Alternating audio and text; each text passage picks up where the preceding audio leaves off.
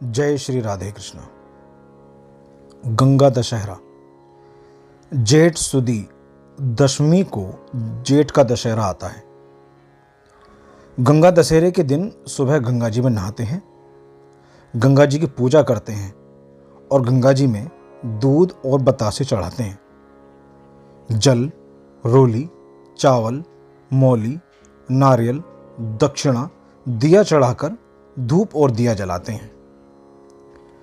गंगा दशहरे के दिन आपके घर में जितने मर्द बेटे हों उतने जनों का सवा सेर आटे का चूरमा और पूड़ी बनाकर हनुमान जी की पूजा कर सारा चूरमा पूड़ी अपने नौकरों और ब्राह्मणों में बांट दें और इसमें से रात को बासी न रखें और घर का कोई भी आदमी उसमें से चूरमा पूरी ना खाए।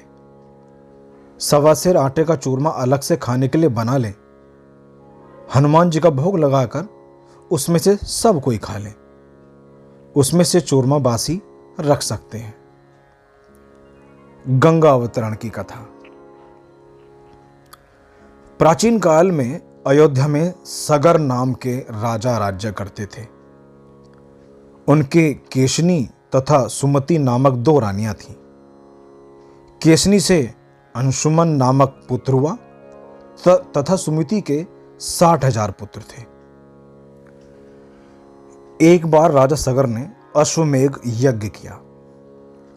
यज्ञ की पूर्ति के लिए घोड़ा छोड़ा। इंद्र यज्ञ को भंग करने के हेतु घोड़े को चुराकर कपिल मुनि के आश्रम में बांध आए। राजा ने यज्ञ के घोड़े को खोजने के लिए अपने 60,000 पुत्रों को भेजा। घोड़े को खोजते खोजते वे कपिल मुनि के आश्रम में पहुंचे तो उन्होंने यज्ञ के घोड़े को वहां बंधा पाया। उस समय कपिल मुनि तपस्या कर रहे थे। राजा के पुत्रों ने कपिल मुनि को चोर चोर कहकर पुकारना शुरू कर दिया।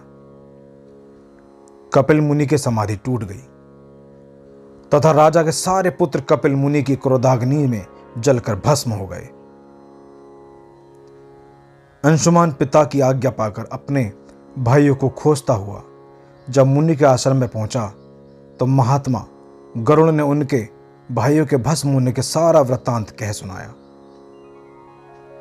गरुड़ जी ने अंशुमान को यह भी बताया कि यदि उनकी मुक्ति चाहते हो तो गंगा जी को स्वर्ग से धरती पर लाना होगा। इस समय अश्व को ले जाकर अपने पिता के यज्ञ को पूर्ण कराओ। इसके बाद गंगा को पृथ्वी पर लाने का कार्य करना। अंशुमन ने घोड़े सहित यज्ञ मंडप में पहुंचकर राजा सगर के उस यज्ञ को पूरा कराया और सारा वृत्तांत कह सुनाया। महाराज सगर की मृत्यु के पश्चात अंशुमन ने गंगा जी को पृथ्वी पर लाने के लिए तप किया परंतु वह असफल रहे। इसके बाद उनके पुत्र दिलीप ने भी तपस्या की परंतु उन्हें भी सफलता नहीं मिली। अंत में दिलीप के पुत्र भगीरथ ने गंगा जी को पृथ्वी पर लाने के लिए गोकर्ण तीर्थ में जाकर ब्रह्मा जी को प्रश्न करने के लिए कठोर तपस्या की। तपस्या करते करते कई वर्ष बीत गए तथा ब्रह्मा जी प्रसन्न हुए तथा गंगा जी को पृथ्वी लोक पर ले जाने का वरदान दिया।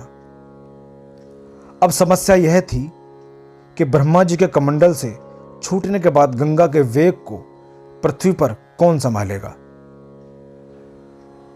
ब्रह्मा जी ने बताया कि भूलोक में भगवान शंकर के अतिरिक्त किसी में यह शक्ति नहीं है जो गंगा के वेग को संभाल सके। इसलिए उचित यह है कि गंगा का वेग संभालने के लिए भगवान शिव से प्रार्थना की जाए। महाराज भगीरथ एक अंगूठे पर खड़े होकर भगवान शंकर की आराधना करने लगे। उनकी कठोर तपस्या से प्रसन्न होकर शिव जी गंगा को अपनी जटाओं में संभालने के लिए तैयार हो गए। गंगा जी जब देवलोक से पृथ्वी की ओर बढ़ी तो शिव जी ने गंगा जी की धारा को अपनी जटाओं में समेट लिया। कई वर्षों तक गंगा जी को जटाओं से बाहर निकलने का मार्ग नहीं मिला। भगीरथ के पुनः अनुनय विनय करने पर शिव जी गंगा को अपनी जटाओं से मुक्त करने के लिए तैयार हुए। इस प्रकार शिव की जटाओं से छूटकर गंगा जी हिमालय की घाटियों से कल कल निनाद करके मैदान की ओर बढ़ी। जिस रास्ते से गंगा जी जा रही थी उसी मार्ग में ऋषि जहनु का आश्रम था। तपस्या में विघ्न समझकर वे गंगा जी को पी गए। भगीरथ के प्रार्थना करने पर उन्हें पुनः जांग से निकाल दिया।